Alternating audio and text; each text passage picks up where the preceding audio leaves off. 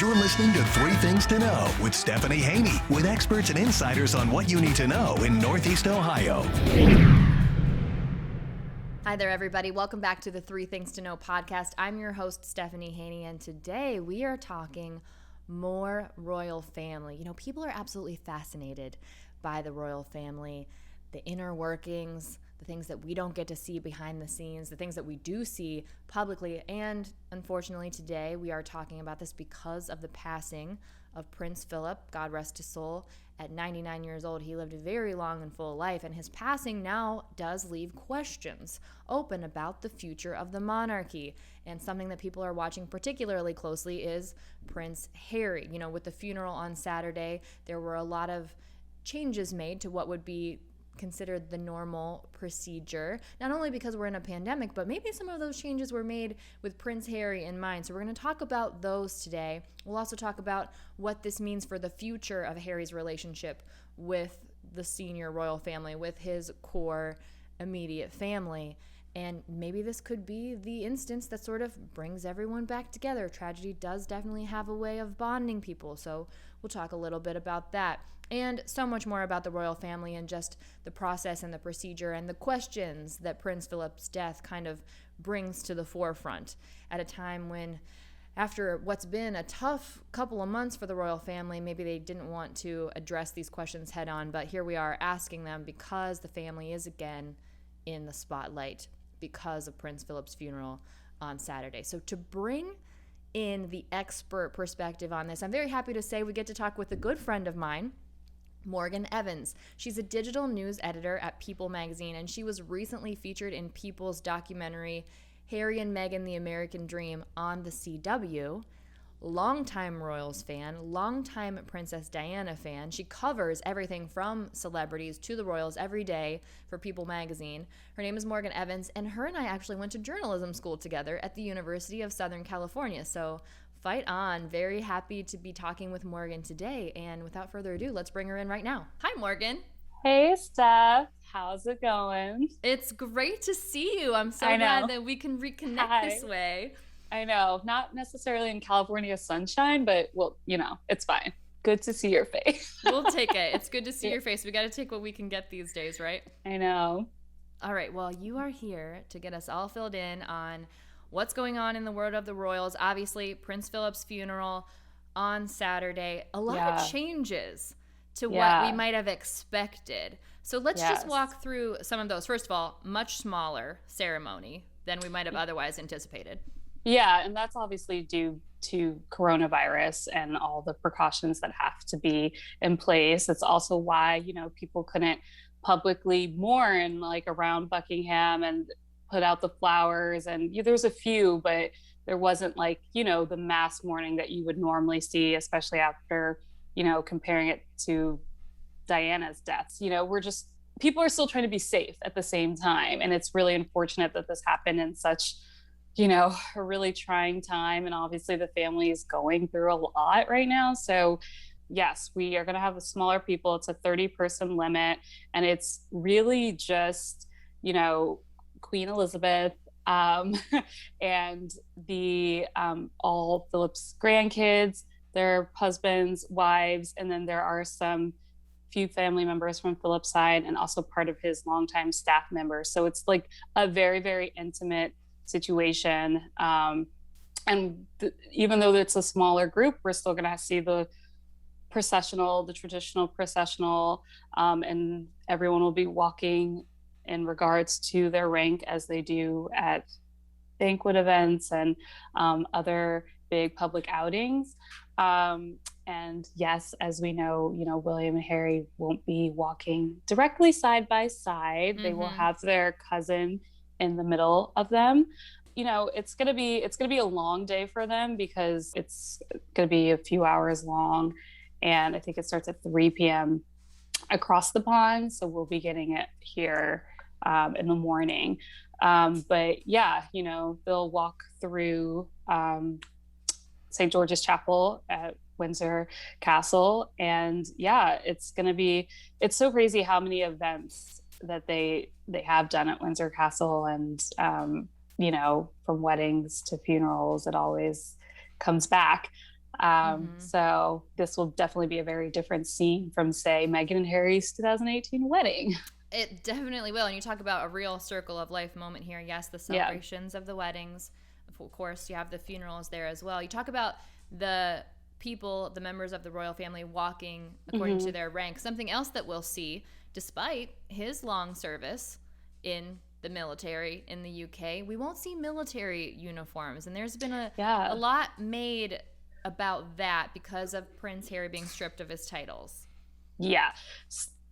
Right. So obviously, given the March 7th bombshell Oprah interview and what Meghan and Harry revealed to the world, a lot of people are reading into pretty much everything that's going to happen tomorrow very, very intensely. And yes, they're not wearing military dress. We can look at this as the Queen being, wanting to avoid drama, but I think in reality, it's also just it's a smaller ceremony than the big traditional ceremony than they would have, and this is probably easier. Not that the royals do anything casually, but it is like a little bit more, it's not going to be the grandeur and the pomp and grandeur that you see for a lot of these events, and they will be in mourning dress. And I think people also, going back to Diana's funeral, they were actually dressed in suits. And like we actually had talked about prior to this, Harry and William did not walk side by side at Diana's funeral either. And they were just, little boys then. And so I think people are also reading into that. It really is, at the end of the day, all Queen's decisions, Queen's wishes to make everything. I think she just wants everything to go as smoothly as it possibly can, especially in the circumstance that they're in with coronavirus. And they want to honor Philip, but they also don't want to, cause like this a crazy spectacle that's obviously, because now everything gets judged literally and scrutinized by everything that everybody does. So, I think the Queen's just like, this is what we're going to do to make it run smoothly and do what we want to honor Philip in the most appropriate way. And I think that that's something that people don't think about, because everyone likes to think about the drama behind a lot of these things, which, I mean, let's be real, I'm sure it came up, but right, it's not like it wasn't talked about. Yeah, that's absolutely for sure. And a lot of this smaller situation was to what Philip actually wanted. He seemed to, he made those wishes known that he wanted something small, he wanted something intimate, he didn't want a big fuss, so to speak, made. Now, of course, as you said, people do like to read into these things, everyone watching very closely, the glances, the body language. Oh yes, we know from Meghan and Harry's final outing last March, before they formally left the family, how much everybody's going to read into the glances, and this time it is going to be between William and Harry, and most likely Kate, like how they all interact, even though physically, because in the chapel as well, they're going to be in the procession, they won't be wearing masks, but once they get to the chapel, they're going to be wearing masks, and they're also going to be sitting 6 feet apart to like observe the social distance. So I mean, it's going to be hard to really interpret like what's happening anyways, because they'll be sitting in processional order. They'll also be spread apart. So it's like, we're not going to see like Harry tapping William on the shoulder. And even if that was the case, like they're actually going to be too far away to do that. So right. I mean, I think like people are going to read into everything, but it's actually going to be kind of hard to decipher that, unlike last March when Harry and Meghan were literally sitting behind William and Kate and everybody was like checking out the glances and stuff, which I gotta say it did seem a little tense, but it did, that's true, it did, yeah, it played that way. And talk about really another full circle situation here, looking at those photos from Prince Harry and Prince William when they were just boys walking at Princess Diana's processional. They were walking with Prince Philip. He walked with them. He had made those comments to them, if you do it, I'll do it, really being there. So that just speaks to the closeness of that relationship, from then and over the years.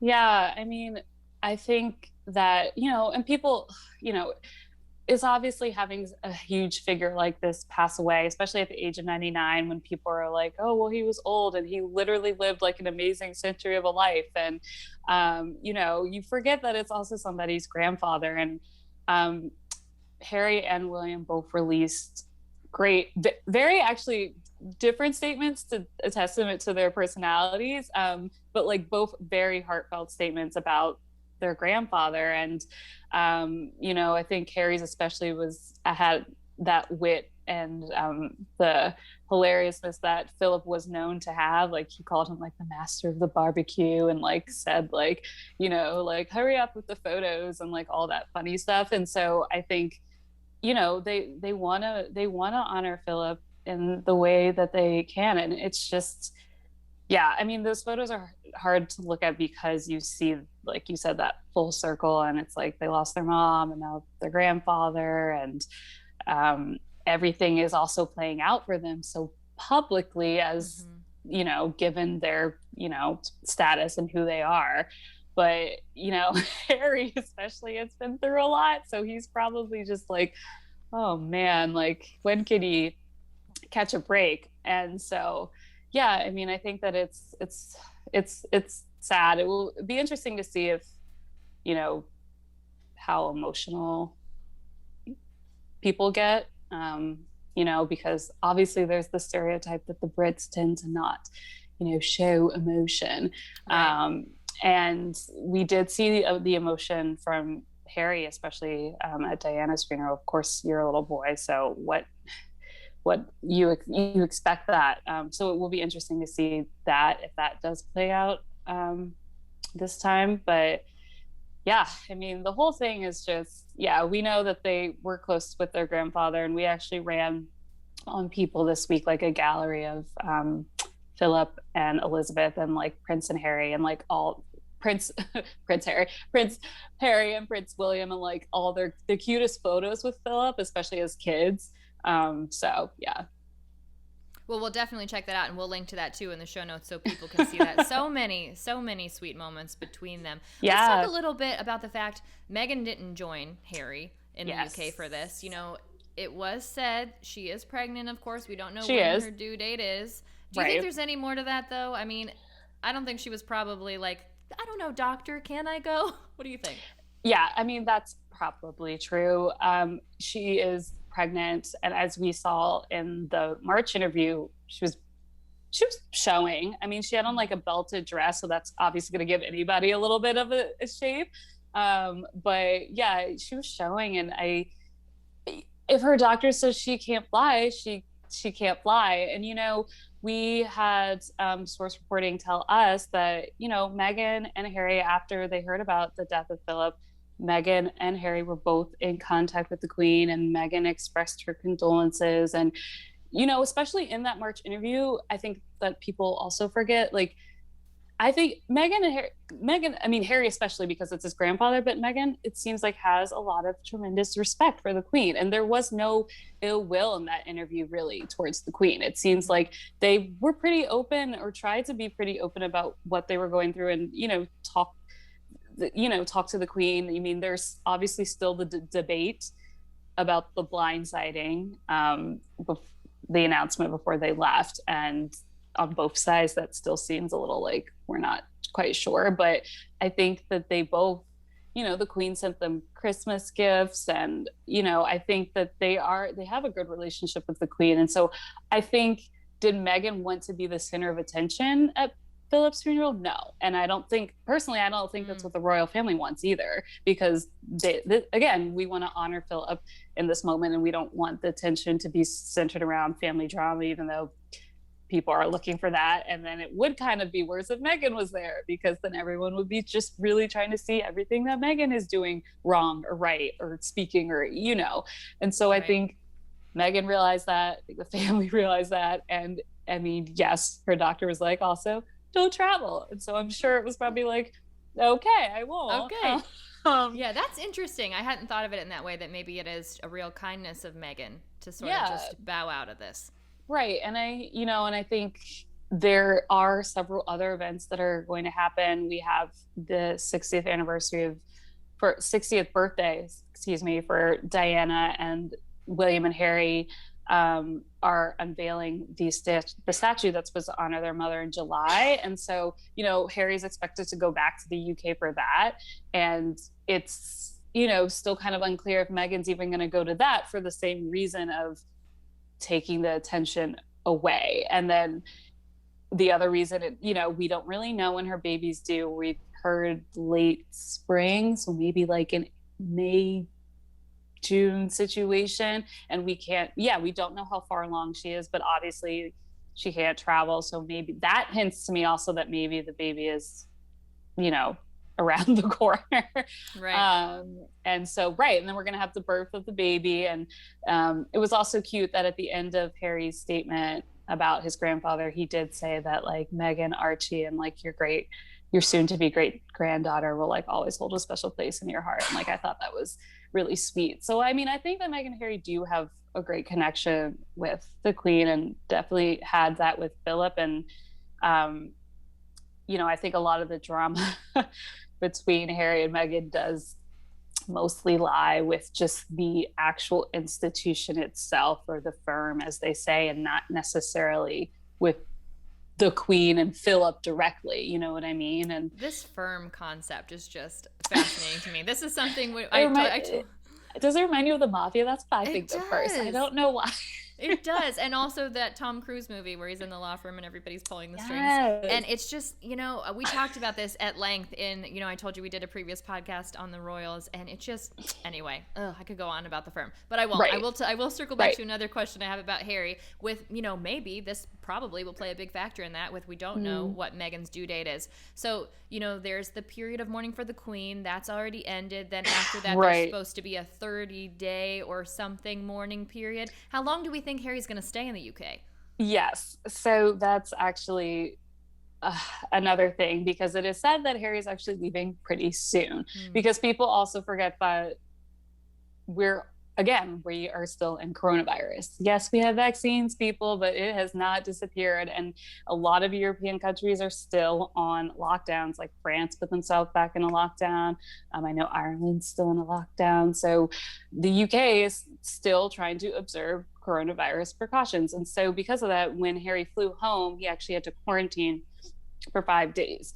And he's actually quarantining with his cousin in Frogmore Cottage, his lovely cousin, Princess Eugenie, and her husband and their new baby. So yeah, I mean, I think that he's already been there for a few days, which we know, and then he's doing the funeral. And so then it's kind of like, you know, after tomorrow, Saturday, Sunday. I mean, I wouldn't be surprised if he left pretty soon, although, you know, I think a lot of family members kind of wanted this to be like a time in which Harry could use to really, you know, kind of mend those things. Reconnect. And reconnect with family members, especially with his brother. But I honestly don't think that there was enough time. And because Harry was quarantining, I know it was said that he spoke to William, but I don't even know if they really saw each other face to face before, you know, they're going to do this. So, I mean, I think he needs to be there for a little bit longer and have some more conversations. But because of Meghan's pregnancy, I don't think that he's going to like stay there for a week longer. Like, I think he's going to get up and out. Sure. And I mean, I guess, you know, if they really get down to it, if you need to have a serious conversation, how long does it really take to have that serious face-to-face conversation? And it is nice that they do get that opportunity, you know, unfortunately under not great circumstances, but the opportunity is there, you know? It's hard to say, it's hard for Harry to continue to say the relationship with Prince William is space when they're literally in each other's faces. Literally kind of like in his backyard right now. I know. And there was like a recent Sunday Times report where they said, you know, William was very upset about what transpired in regards to really the whole thing, leaving the interview, all of it. But, you know, he said that has intent that their relationship will heal over time. And I think they're both responsible adults in the sense that, like, it's not gonna happen overnight. Like, they do need to probably spend more time together and actually talk it out, and as opposed to just a few phone calls, especially transatlantic phone calls. Like, we just don't know. But yeah, I mean, I think they're coming together for this. It's the duty part of it all. And they both love their grandfather. And so they're not going to make this about them. I think that it will be more interesting to see how they act together at the Diana event in July, because that's their mom. And, you know, they both have a very complex relationship with their father, given everything. And especially older, because now it's like their father's their boss, and, you know, their dad, and, you know, controlling money and titles, and it's a lot. It's not a very typical father-son relationship. So, you know, anyone losing their mom at a young age, or just any parent, is awful. And then on this magnetized of a scale, knowing now how unhappy she was, and knowing now what your dad did to her, and it's so complex. And like, I would assume that for Diana's 60th statue unveiling, that I would love to see them come together for it, because that's, you know, that's the thing that will always connect them. It's your mom, and not even having your mom for, you know, your life and growing up. And so I'm a huge, long time, since I was literally like 7, like Princess Diana aficionado. I have my coffee table book over here, which is everything Diana's ever worn. Nice. And I just, like, you know, I'm sad about that, but am excited for that event, because it should be a really beautiful thing. I also am very curious to see what the statue looks like, just because I want to, I have a hard time picturing in my head, especially for someone so glamorous. Right. You know, what aspect of her personality will be on display. It's gonna be interesting. So but yeah, I hope the best for them, for their future relationship. I mean, you're brothers, you have to get along eventually. Right. You don't get to choose your family. It's your family. Even if it is literally. The royal family. So. Even if it is the royal family. And, you know, they do say tragedy really does bring people together. So, you know, unfortunately, they're both living in this moment right now where they're saying goodbye to their grandfather. They'll be living in that moment where they're honoring their mother's memory and legacy and all of that very soon. But taking a look forward, though, now, the passing of Prince Philip has a lot of people asking, Queen Elizabeth has reigned for quite some time.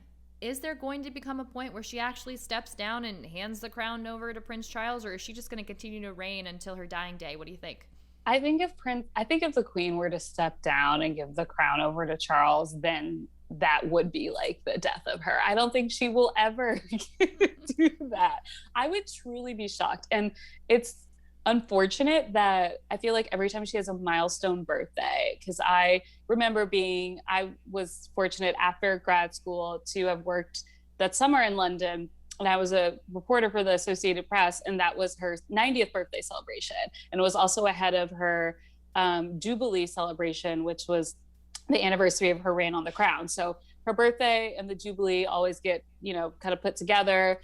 And I feel like the thing that comes up always is that, like, oh my God, like, well, the Queen's 90 now. Like, is she just going to retire and give it to Charles? And everybody's like, no, she's not going to do that. Like, she's lived this long. She's got the most historic reign of any, like, sovereign. Like, why would she just all of a sudden be like, hey, Charles, you know, I thought about it last night. Here you go.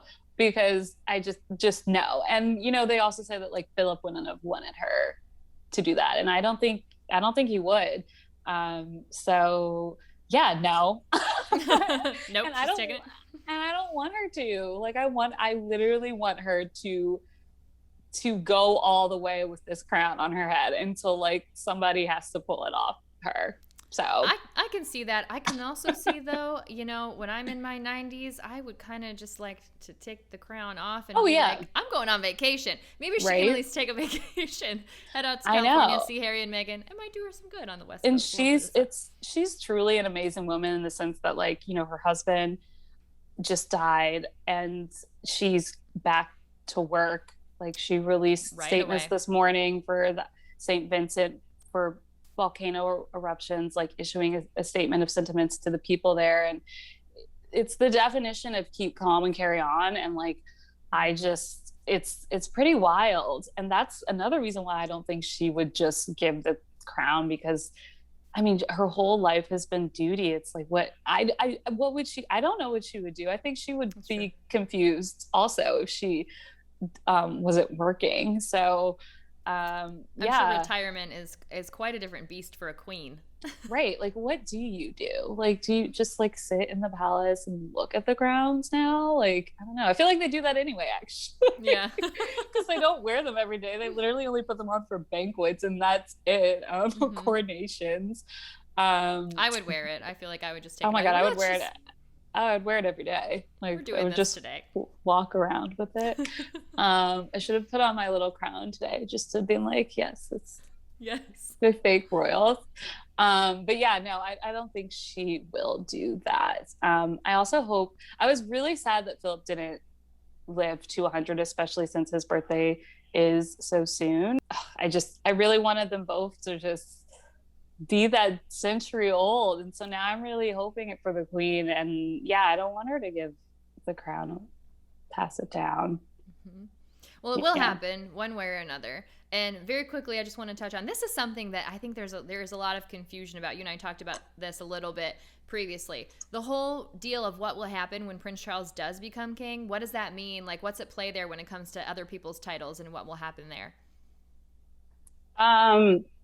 Yeah, so there is confusion about it because no one really knows. And I think at the end of the day, it is going to be up to Charles because, he is the Prince of Wales, Camilla is the Duchess of Cornwall.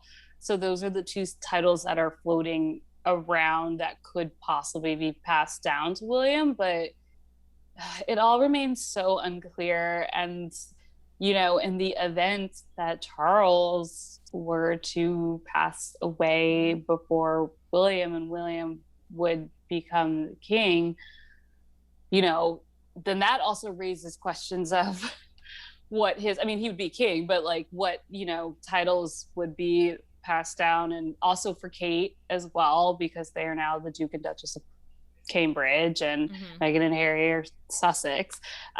So it's very up in the air. And I think a lot of things are just up in the air in general, as we talk about, would the Queen just pass it down or if she wanted to retire? I just think there's still so many what ifs about how it would work out that we're not necessarily privy to. So yeah, I'm not really sure, but it will be interesting to see, especially if it is a situation in which Charles becomes king and what titles he decides to give William. And even, we know Harry was kind of stripped of those, but he will still always be like the Duke of Sussex. So, it would be interesting to see if like technically no His Royal Highness anymore, but like if that dukedom changes or anything. Yeah. So many questions. In fact, that People has another documentary coming out at the end of the month. Tell us about that. Yes. So on like a lighter note, in honor of William and Kate's this is like their big milestone wedding anniversary. Will be their 10-year wedding anniversary, which is like super exciting. And I honestly can't believe it's been 10 years since they've been married, because I literally remember in 2011, like going to like a frat party or something and like staying up till 4 a.m. to watch it. on my couch. And then I fell asleep, and then I woke up and it was on, and I was like, yay. So great. I can't believe it's been 10 years. But so our documentary is really just highlighting William and Kate's courtship, which people forget was like a whole thing from college. Katie, after college, they broke up for a bit and they got back together, which I think people also forget about. It's honoring William and Kate and their epic wedding celebration. And then the first one that we did was all about Meghan and Harry's transition to becoming American royals, basically. That one should be fun, and I think it will be nice, following all of this. And their wedding anniversary is April 29th, I believe. So something to look forward to at the end of the month, for sure. Definitely. That'll be nice to see some joyous celebration happening of the royals. Well, yes. Morgan, thank you so much for taking time to talk with us today. This is all so incredibly fascinating. I want to let people know, where can they follow you for more celebrity and royals and all that good stuff? I know. Oh my gosh, so much. So I'm on Instagram, and my Instagram is Morgan, MACKENZZ. It's my middle name shortened. And then on Twitter, I'm at the Ms. Factor, which is MIZ and Factor. So yeah. Okay. And that'll be linked in the show notes for everybody too. So that'll be really easy for them to find. Morgan, thanks for making time today. I appreciate it. Thanks for having me. Always happy to talk about royal drama. So much great insight from Morgan. So happy to have her on here. And as a reminder, she was featured in that People documentary, Harry and Meghan, The American Dream, on the CW last month. You can catch that streaming on the CW website right now. Okay, that brings me to what you need to know in NEO, and obviously we are staying on the Royals theme, and the question is, did you know that we have our very own castle right here in Northeast Ohio? We do. It's called Squire's Castle, and it's part of the Cleveland Metro Park system. It's at the North Chagrin Reservation in Willoughby Hills. It's a beautiful old gatehouse from the 1890s, and it's modeled after German and English baronial castles. It is stunning, no matter the season, and there's big green space open in front of the castle. You can play games, you can have picnics.